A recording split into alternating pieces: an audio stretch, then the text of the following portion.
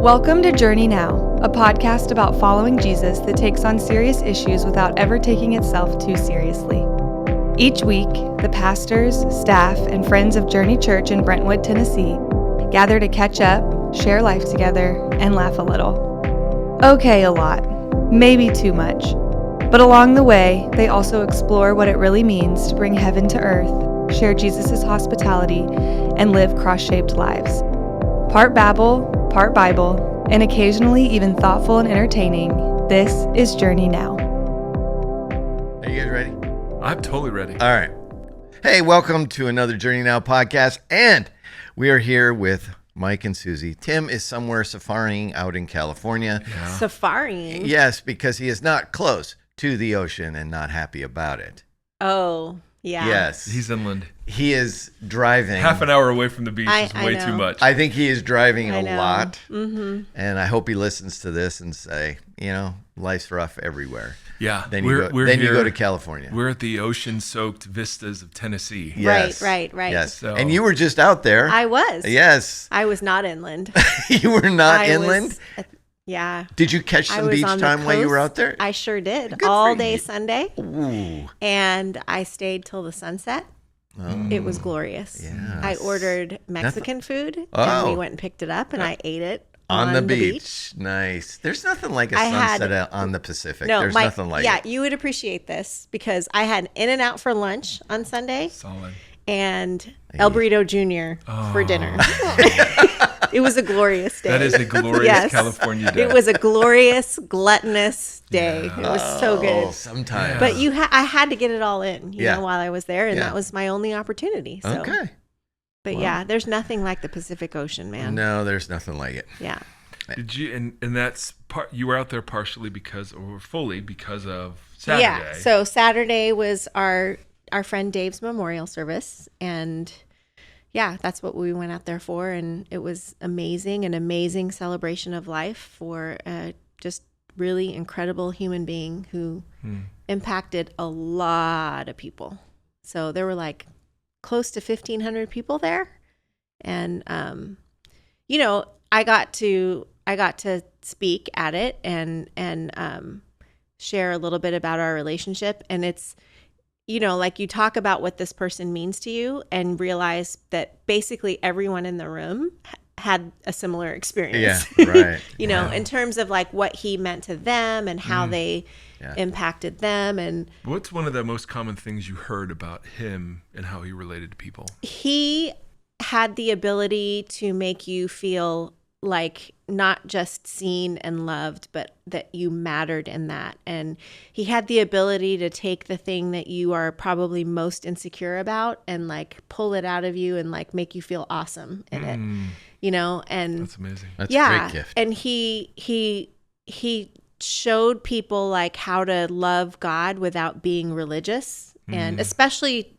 the last part of his life. 'Cause we've been friends for over 20 years, and we went from being like, you know, all about John Piper and Reformed theology to like, we're probably wrong about a lot of things. You know, and but his faith never wavered at all. You know, you just could, he's like Timmons in the way, like you can just see Jesus through and through no matter what. But yeah, I mean, he was really just a great human being who cared deeply for a lot of people. So What? And this is for both of you guys, because I know, Kev, you've done a lot of memorials, but what is good Jesus following, dying and grieving look like, as opposed to some of the ways in which Christians will try to clean it up or polish it it's up? so What interesting. did you observe in all of this? I mean, you were as close as you You could had be. a front seat. You know, for Yeah, I mean, really it hard was so stuff. interesting because Victory, his wife, I mean, she's like such an incredible human being. And, you know, she talked about like, she didn't just make him out to be a saint, you know, like she talked about some of the difficulty or whatever, but so she was really honest. Talked about the tax collector side. Yeah, that's not how I would describe him, but you know, I think it's really important that we talk about not just a person's imperfection, not like how great somebody was, like 100% of the time, but also like talk about their weakness and what God did through their weaknesses and stuff. And, but more importantly than that, like, I think it's true for us as Christians that death has lost its sting and that that Christ has victory over death, and that, you know, we're not like those who grieve without hope. Like, all of that is so true. But I also think it's really important to say, like, and this also really sucks, and it's probably the most painful thing I've experienced in a very long time, and it will never not be painful. Right. So I just think it's really important to leave space for that, because you're there to mourn. Yeah. So, like, don't take away the beauty of mourning, because if you do that, it comes out sideways. So anyway. Yeah, I just felt like, for me, when I got to share, I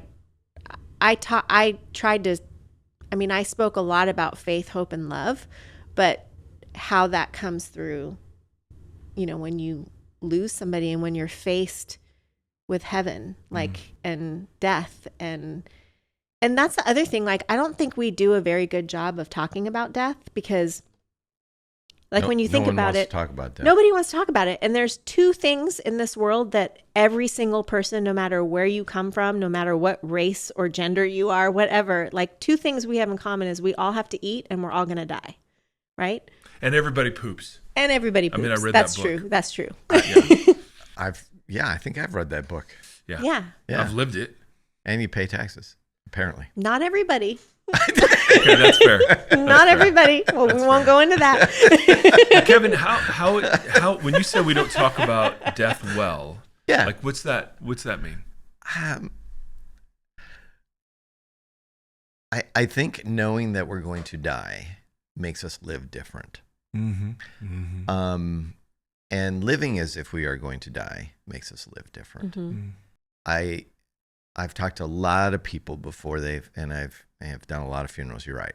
And the conversations usually revolve around regrets. And I wish I had done this. And seldom, if ever, I've met one person who said, I wish I'd have made more money. And legitimately, this person was like, I wish they didn't pay taxes, probably.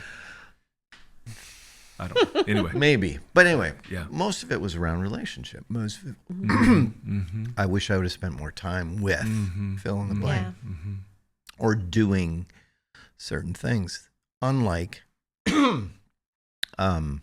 making more money or investing in things that just don't last. And so as I think death is as it stares you in the face, and if you're going to be sober about it, it wakes you up. Yeah. It wakes you up to the reality of, I want to be invested in the things that matter. And that's totally what it did for Dave. I mean, like, literally in the parking lot of the doctor's office when he was diagnosed with ALS in January, he said, I want to do this well. Yeah. And that he wanted to do it with people. So you guys saw his vlogs every week, and he talked about it, and he talked about relationship, and he, like, the last week of his life, he said he has no regrets. And that's amazing, because he talked about dying with people. He talked about it really openly with their kids. And it's so interesting, because a lot of times people don't know what to do with death. Like, they don't want to go near it, or they don't want to go near the grieving because they don't know what to say, which the gift of not knowing what to say is not saying anything at all. And it's like anything. The most comforting thing, right? Yeah, just your presence. But, and I get it. Like, you don't know until you go there. And, one of the things, Dave was really open about was he wasn't afraid of death, but he was afraid of dying. And what that process would be like, and what suffering there would be, and what it would be like for his kids and his wife without him. And he even with all the hope of heaven, he still had like this fear of missing out of being with us. And, and so, like, those are all very real human experiences that you can have.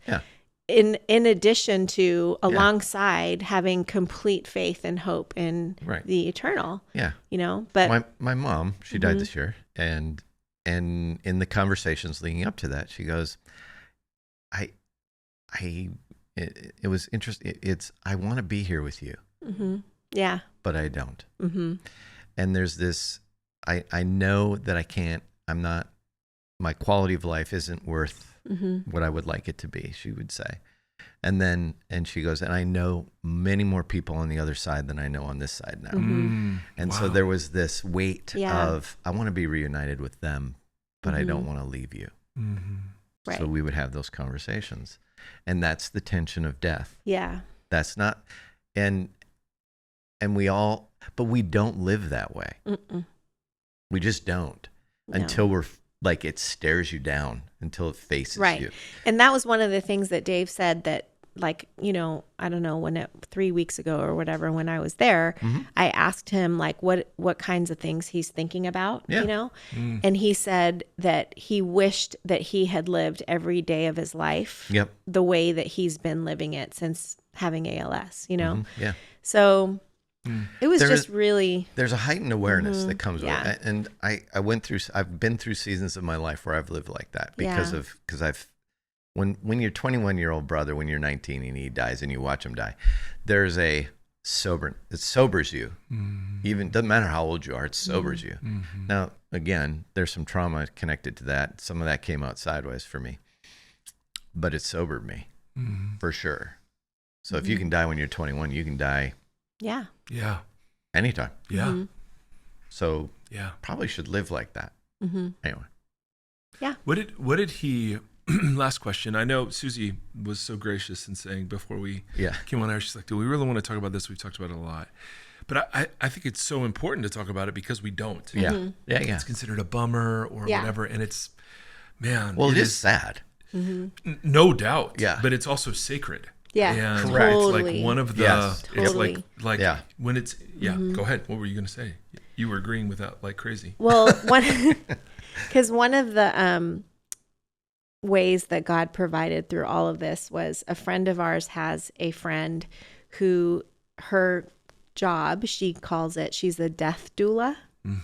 And I didn't know there was such a thing. Yeah, and it's like it's a hospice nurse, but like also one that has like really like deep spiritual also with it, you know. It is something sacred. And so she about was that. she was someone that like kind of she would check in on us and say some really great things. And one of the things she said that was like really like shaping for me, especially being that close to him, is that there's labor in birth and there's labor in death. And like, we're really great about like talking about the miracles of birth and life and stuff like that, but we don't talk about death in the same way. But if we're people who believe in eternity with God and like that there is something more than just this life on the earth, that like those moments really and truly are sacred. And when you watch a person come to terms with their faith and with that reality, the reality of the new heaven and the new earth and all of that, it really is something to behold, and it does feel immensely sacred. What was there anything practically that Dave did when he said, I want to do this well, and I wish I'd lived every day? What did that look like for him? I mean, obviously, and I mean, like, it could be tangibly, like he changed his daily rhythm. It could be, he just gathered all of his friends. I mean, I'm always curious because I hear what you're both saying, and I'm like, I want to live like that, but I'm not sure what that looks like. Yeah. Well, he's a lot like you in that he is really good at celebrating people and encouraging people. So he didn't hold back from any of that. Like every person that he got to be with, he made it a point to tell them what he really thought of them. And he also, like, from the moment, I mean, the day that they got diagnosed, they called us that night and he said, we're coming out to Tennessee. And like they booked tickets to go to Tennessee, and they planned all these trips together to like have experiences together while he could still move his body. Yeah. So they went to Vegas, Tennessee, Arizona. Oh, yes. Vegas. Yeah. They went to Paso out in California, wine country, and like they planned all these experiences to enjoy together. And you know, he didn't hold back talking about it, but he also didn't hold back joy. So like if you watched his vlogs, it was really funny because he was super positive all the time, and he's like, everything's going great, well, except for the ALS. Totally. You know, and when you were with him in person, like, you know, I mean, 5 minutes after I would walk in the door, he'd be like, how's it going? How's Steve? How are all, and he'd go in order of my boys. How's Journey? What's going on there? Like, what are you guys excited about? And like, you know, he just didn't hold back at all is how I would say it. And it didn't just become all about him either. No, it didn't. And he didn't make it a private thing, you know, like they really wanted to share their experience with other people because they believe that there's encouragement in death as there is in life. Yeah. That's amazing. And so, you know, and also it was scary and sad, and to watch somebody grieve their own death is like a whole nother thing, you know? I can't imagine. So it just like, I think it just, he like lived this like crazy gospel message at the end of his life, you know, that was. That's so awesome. Yeah. So would it was you, really good. you know, you've watched a couple of people die, that your mom over a period of time, this friend of yours over a period of time. And mine have been more traumatic. In that they've been sudden. Yeah. Not more traumatic. That's the wrong word, but just different. I think just different. Yeah. Shocking. Yeah. More shocking. Like what? Yeah. Right.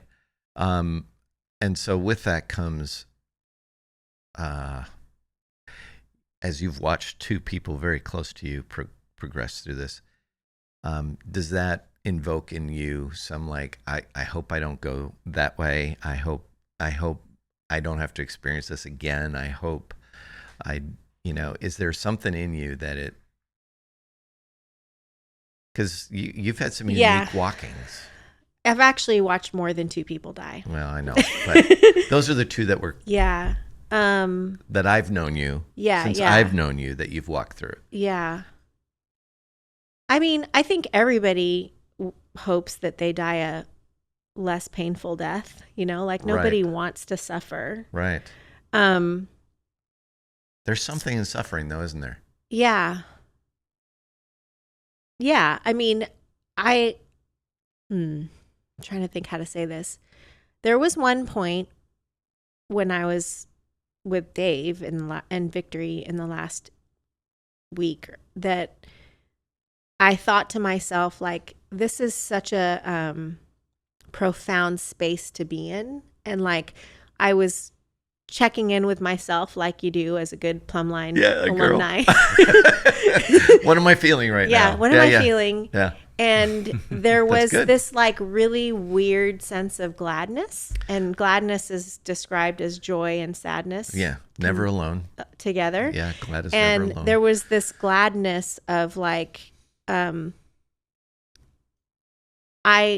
not only comfortable in this scenario, but I have I think it's a gift, not in me, but a gift I've received through the grace of God for these situations. I agree. You know, like, and I don't know if it's because I lived with my mom suffering for 40 years that would probably prep you for it. Yeah. Or that I've had some reps now, but like, I wasn't afraid, you know? Right. So like, I could be with them. Yeah. And I could help with all the practical things so that, you know, they could just be with each other. Yeah. So yeah, I mean, I'd like to go in my sleep without knowing it, like every other person would, I think, you know? Yeah. But, yeah.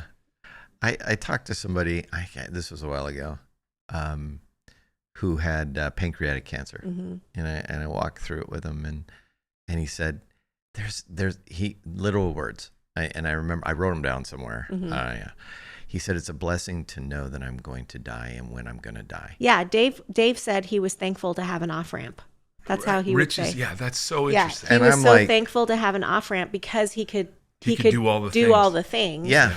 And I mean, like, we have another friend whose 17-year-old son was killed in a motorcycle accident. Right. A year to the day. Yeah. You know, that Dave passed Yeah, away. that's terrible. And they came to see him like the last couple weeks, and like yeah. they walk in the door, and Dave, he asked them, he goes, "What do you want me to say to Parker when I see him?" You know? Yeah, right. And like as though like he's going to New York to visit family, and he's Yeah. gonna run into Parker. You know, Right. My Lord. like Yeah. what would That's- you like me to say to Parker? You know? Yeah. And Dave was like, if there's anybody that could greet my son, I would want it to be you. Like, and they're having like, these are two people who are experiencing very profound loss, and Yeah. they're able to talk to each other like that. Like, I mean, I had to leave the room. Yes.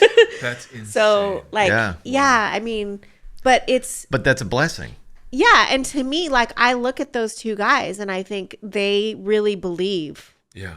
Yeah. what we say we believe, you know? Right, and right, I'm right. most of the time like 90% sure of it all. And I'm like, wow, they really Take 90.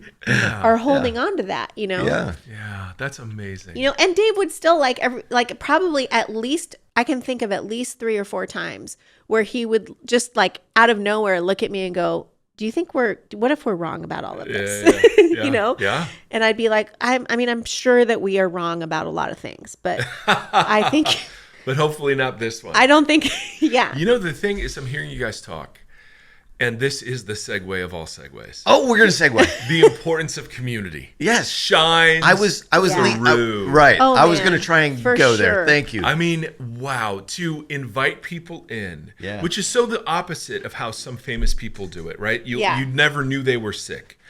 And I get why, and Yeah. so I respect whatever decision, you know, people make Yeah. on that. yeah. But the gift, Wakanda forever. right?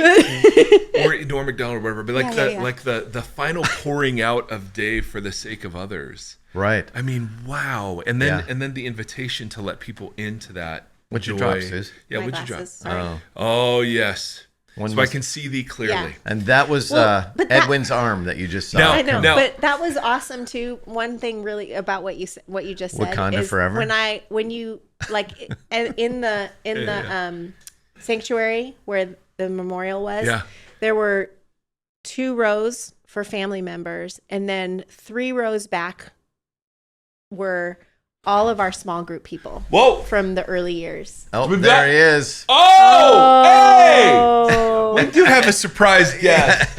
Hey, how are you? hey, Oh, fantastic. right here. We were just transitioning in a community and a very fun part of our community. Yeah. No.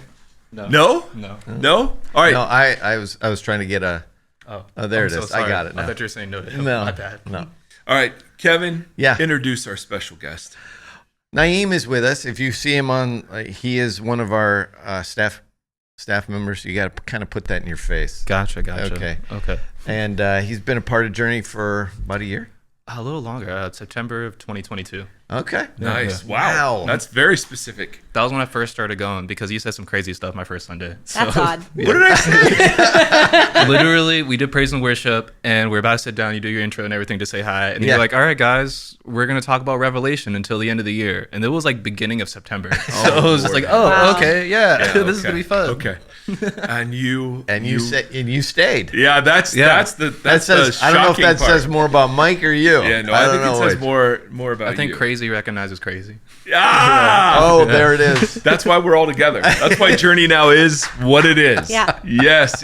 Thank you for taking time to join us today. Yeah. Thanks for inviting me on. Thanks, Edwin. Yeah, appreciate it. Absolutely. Suzie, you were just wrapping up on the community side. I want to pick up what Oh, whatever I was just you saying, were laying like, down. it was really something, like, you know, back when small groups were a thing. Oh, boy.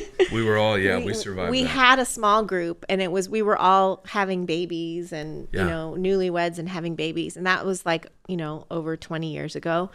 And all of those same people, those are the people who showed up, you know, and those are the people who came to their house every Sunday night for dinner. And, you know, it was just really something beautiful to see that crowd of people all together and to see like really what the investment of community, how valuable that has been. Yeah.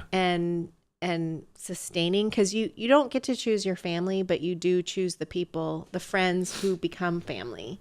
Come on. And that was really just it was a really beautiful picture of like why it's so good to fight for it and to pursue it, even if it's hard, like to find, like God will bring you people if you put yourself in places where and make yourself available to that. This is one of the most extraordinary small group success stories. In the Yeah. history It really, of the world. I mean, it really truly I mean, is. it's And one of 10. And people tried to break us up, right. Well, yeah, of course. you know? Yeah. But Did you ever do small groups? Were you ever in a small group? What was your like upbringing like? Were you raised in a religious home? Sort of. So I would say I was raised in like a nominal Christian home.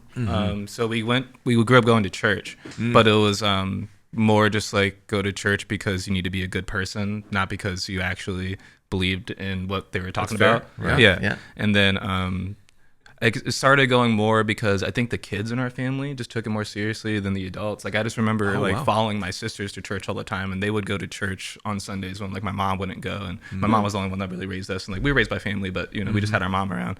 And so it was interesting. So I grew up in like the same church until I was about. Well, we bounced around, but the main church I grew up in was a non-denominational Christian, and we actually went to Mormon church for a little while. And in between all of that, yeah. So we didn't grow up with much, so my mom kind of went wherever people were willing to give us help. So that's kind of why we went to like Mormon church for a bit too. That's cool. Yeah. So it was Where interesting. was this? This is Virginia Beach, Virginia. Okay. It's a church called. Well, I don't know. Am I allowed to drop names of churches? I mean, if That's okay. it's positive. It's only Brad out there. Brad, don't tell anybody we this. love you. Yes. Brad. Yeah, I mean it's Bridge Church. I love it. They're a good spot. So, Awesome. Yeah. Cool. That's Those great. Yeah, we different love names dropping great names. Yeah. For Yeah. Well, churches. I mean, that's cool to hear that the church came around you guys and like helped you guys. Yeah, definitely. Different parts of our lives, and they did what they could, and so my mom just kind of just asked for help, and whoever was willing to help us, where she was kind of like, hey, we're gonna go to this church for a little while. Yeah, so I was like, all right. That totally makes sense. That's So awesome. we need to have one disclaimer on this: is that Naeem works for Suzie Lind. So yeah. There, But he listen, also works here. yeah, there but- are so many that a conflicts conflict? of This is his interest. primary Conflict of job. interest. There's Yes. just a conflict. Susie's going to treat him different. Yeah. because he works over there. No, Yes. I'm not. Yes, I I'm love not. that. Yeah, so I'm the one who got him the job. Oh, whoa. So there. yeah, there it is. I mean, he Super got grateful himself for the that. job, but I recommended Yeah, that he yeah, go. yeah, right. Yeah, and you have an Yes. in with the guys I got hiring. it in with the manager. Yeah. Yeah. So it worked out all right. A little bit of a connect. So 2 jobs. So the bottle shop over by Whole Right. Foods. Right. So one with each Lind. And And the boys come in sometimes to help too. Yeah. that's fair. That's a lot of land. There it is. Who's your favorite land? Yeah, that's where I was going. I don't There's think a I've Lind met, on both ends. I don't think Yeah. I've met Silas, the middle son, yet. I met the oldest, and I've met Yep. Judah. Yeah, Yeah. they've came in, but I don't think I've And met. Nathan. And Yeah, Yeah, okay. Nathan. Silas drives the best truck. He does. does. He just drives the best So truck. another disclaimer: Silas drives Kevin's old truck, and that's what that Okay, is. So something your there is truck. some sort of like cabal in here of intermarriage. Oh, I thought it And- was community. Well, that's one word. That's the positive word. We've been diving in to this Kibosh. community I'm sorry. topic like crazy. We and have. all of the implications of it. yes. Kev, hit Yeah. us with Yeah. hit us with Okay. something that came up in your class or something that came up in the text. We Sure, won't if I can take get time my- to review the message. Well, yeah. Basically, fine. we've been trying to. It's fine. You have laid a great theological premise from the Bible. In case you guys are wondering what that theology hopefully, means. Yes, that's where it's coming from. about the. I love the language of you've been saved back into a community. You were and how if separation or sin addresses the separation from God, it also breaks the relationship with people, and so salvation should restore both of those things. Right? Right? Okay. And with that in mind, I have the wrong one, but this one's not bad. Naeem, I want you to chime in. Here it is. I love the concept of embracing the Big C church and the idea of siblingship as an ideal. But There it is. But yep, what does it look like when someone or a whole movement or a church's concept of Jesus teaches them to war, to hate, to fear, and to divide? Like, is there a point where we are actually believing in different gods? Also, where's God in all of that? I thought that was a good question. That's a great question. Yeah. You know what? It's a softball. It's where we're gonna, Well, you know what comes to mind when tee it up for when you. you say that? No, I mean that's really, I really. know it's a great question. What comes to mind is the text we've talked through before, where Jesus comes in and says he rebukes the Pharisees, and then he weeps over the city of Jerusalem. Correct. Like the thing we were looking at, Matthew 23, where if you had known Jerusalem, what would bring you peace? Yes. But you did not want it. Right. I mean, that phrase, and then That's a killer. Oh, That's a killer. and so so they clearly, and they, not all, but some of influence had a false idea of what the Messiah was. They totally misread Jesus. Sure. Even the disciples were misreading Jesus along the way. So is it possible? Yes, to have totally false ideas about Jesus and a false idea about what following him entails. Absolutely. Yeah. And where is God in that? Well, God is weeping. God doesn't remove the consequences of the false ideas about him. Right. But obviously he weeps over those because he sees the carnage Right. that they wreck in our lives. And so that, to me, that is, and as somebody who wants to follow Jesus, I have to constantly submit my white, male, American, individualistic, registered, independent, heterosexual identity markers to the text. Wow, that's a lot. To the text. Well, they're Yeah. more, right? Yeah, yeah. And so, I and know. so, Yep. and so I'm constantly, because the greatest temptation Israel did, obviously, was, and the disciples, was to recraft God in their own image. Right. And so the golden calf wasn't a false god. The golden calf was a representation of Yahweh made in the image of Canaanite fertility god. Right. And so Oops. that's what I do. And so instead of imaging Jesus into the world, I image the American dream, or I image whatever. So is it possible? Yes, it is. And I do it all the time. That doesn't mean, though, that we're not praying for those who persecute us, loving enemies, all those sorts of things. But when Jesus says, I wanted, but you did not want, and then weeps over the city. That's what God's doing. That's what God's doing. Absolutely. Is there any connection between this idea and like the sheep and the goats comments where he said, you've done all these things. We've done all these things in your name, but he says, I never really knew you. Yeah. And it is. Of course. It's interesting because the sheep and goats is in reference to my brothers and sisters, which is a term he uses for his disciples. So it's not just being a good person out there in the world. Right. But it's when you honor the actual family of God, and we've been seeing this all throughout the series, you're honoring Jesus, right? You can't separate those things out.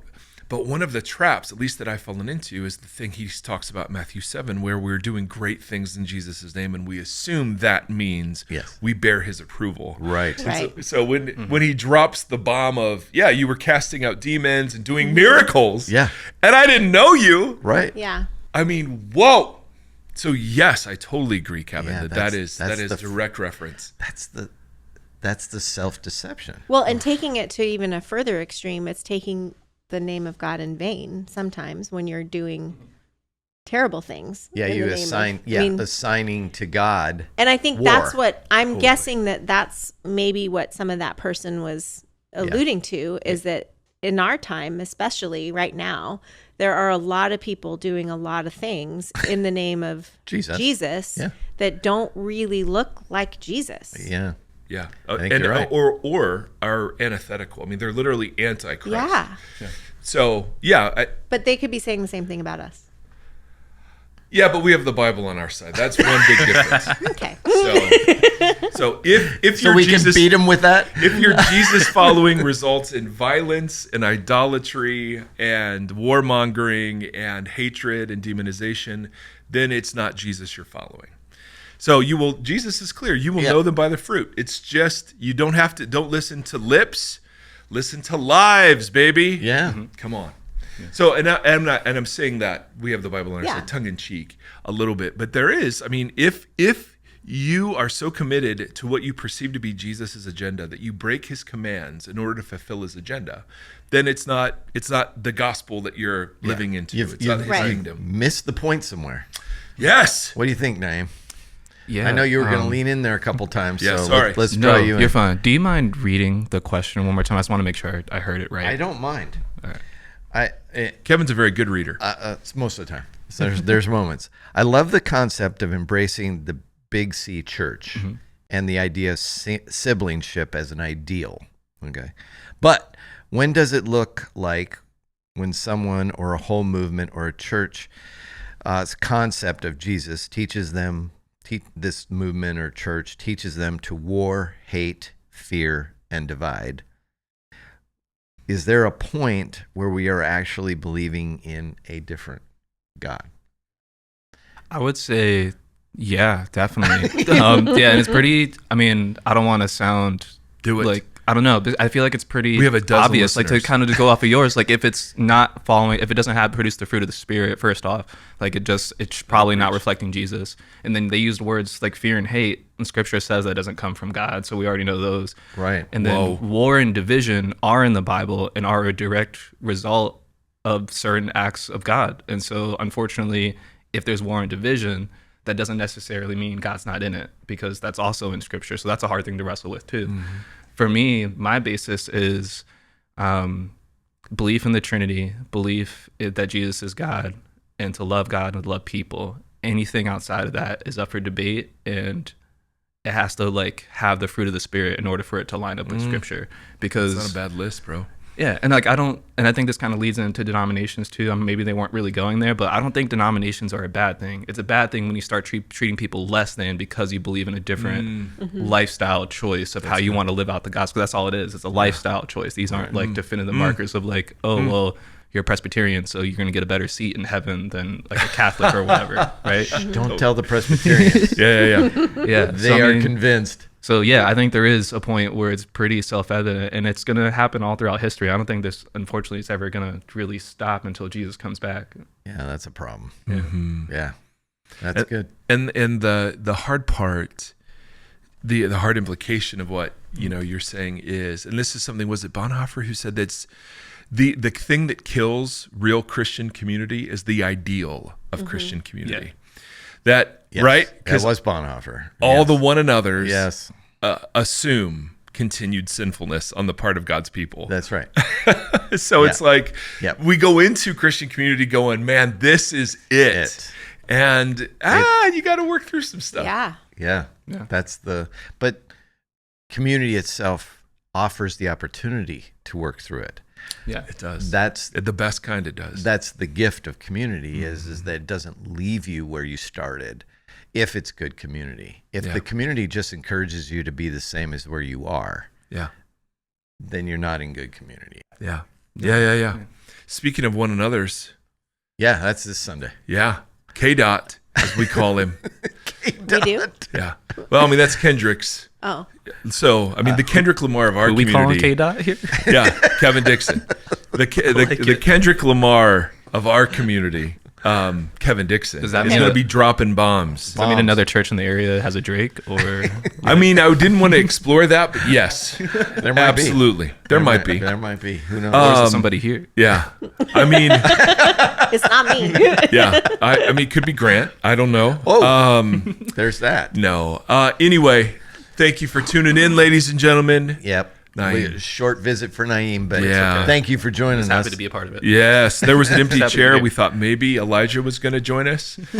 Could you leave that open for Passover? Yes, we used to do an empty chair concept, but I love that. Yeah, I love that. Maybe the Force ghost of Anakin Skywalker, or Harvey the Rabbit. And on that, we are out. Bye. Peace out, y'all.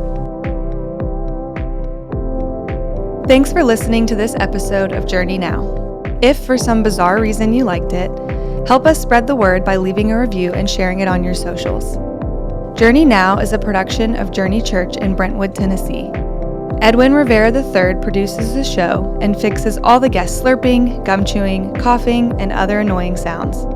Randy Hansen provides technical assistance even though he denies it. Grant Opperman edits Journey Now and intervenes when necessary to tell the crew that you can't say that. Special shout out to dear listener Brad Erre and dear YouTube watcher Seth Erre. If there's anyone else who makes it through each week, we're so sorry, and thanks to you too.